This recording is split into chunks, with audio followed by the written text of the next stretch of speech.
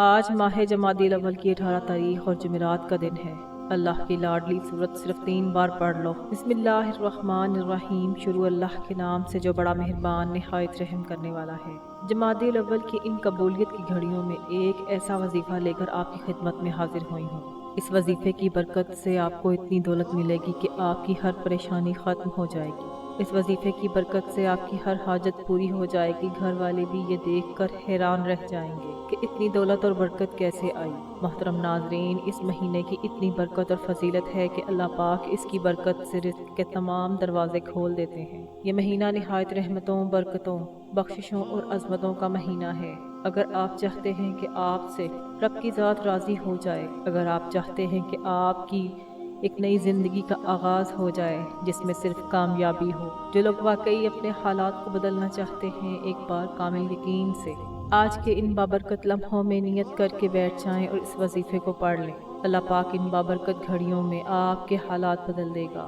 جس طرح رات دن اور دن رات میں بدلتا ہے، اسی طرح آپ کی زندگی فقیری سے بادشاہی میں بدل جائے گی۔ محترم ناظرین، یہ مبارک مہینہ ہماری زندگی میں آ چکا ہے۔ اپنے گناہوں کی معافی مانگے اور آج مانگنے کا وقت ہے۔ آج جمعرات کا دن ہے۔ جمعرات کا دن بہت ہی بابرکت دن ہے۔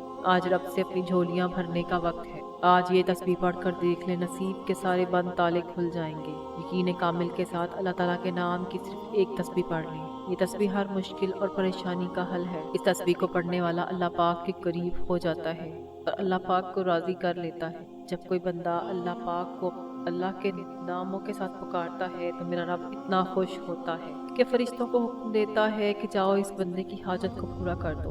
اللہ پاک کا فرمان ہے کہ وہ لوگ کہ جب اللہ کا ذکر کیا جاتا ہے تو ان کے دل ڈرنے لگتے ہیں، اور جو مصیبتیں انہیں پہنچتی ہیں ان پر صبر کرتے ہیں، اور جو کچھ ہم انہیں عطا کرتے ہیں ان میں سے خرچ کرتے ہیں۔ اگر آپ چاہتے ہیں کہ آپ کے حق میں فیصلے ہو جائیں، آپ رزق اور دولت سے مالا مال ہو جائیں، دنیا کی تمام پریشانیاں، مشکلات غیب کے خزانوں سے ختم ہو جائیں، تو آج یہ وظیفہ کسی صورت مت چھوڑیے گا۔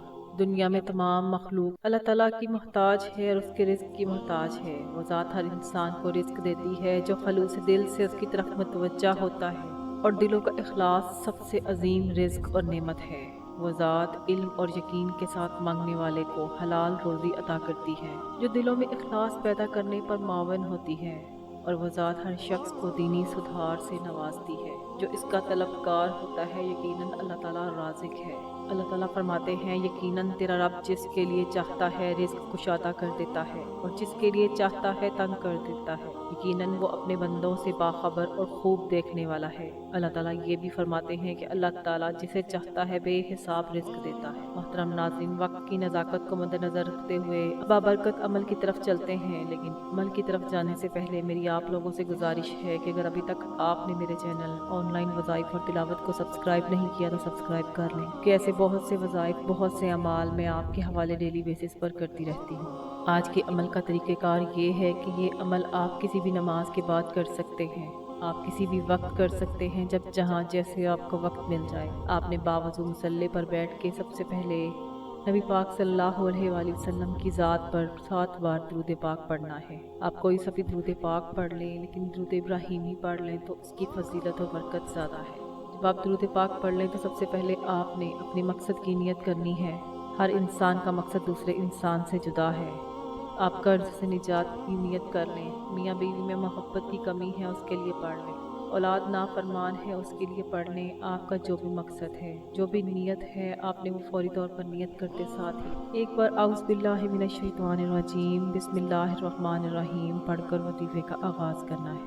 آپ نے ایک تسبیح یا لطیفوں کی پڑھنی ہے۔ یہ اللہ تعالیٰ کا وہ اسم ہے جسے پڑھتے ساتھ ہی آپ کی رزق میں برکت آ جائے گی۔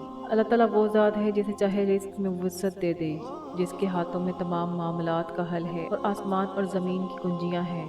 اگر آپ بے روزگار ہو، بے اولاد ہو، دنیا کی ٹھوکریں کھا کھا کر دنیا کی بیماریوں میں گھر چکے ہو، تو لاکھ کوششوں کے باوجود بھی آپ کے مسائل حل نہیں ہو رہے، تو آپ نے آج ایک تسبیح یا لطیفوں کی پڑھ لینی۔ جب آپ یا لطیفوں کی تسبیح مکمل کر لیں، اچھی طرح گن کر پڑھ لیں، تو اس کے بعد آپ نے دوسرے نمبر پر جو عمل کرنا ہے وہ حسبنا اللہ و نعم الوکیل، حسبنا اللہ و نعم الوکیل یہ قرآن پاک کی ایک آیت کا عمل ہے۔ یہ بہت ہی مجرب عمل ہے۔ اس کا مطلب ہے کہ میں اپنے تمام معاملات کو اللہ کے سپرد کرتا ہوں اور میرے لیے اللہ ہی کافی ہے، وہی میرا کارساز ہے۔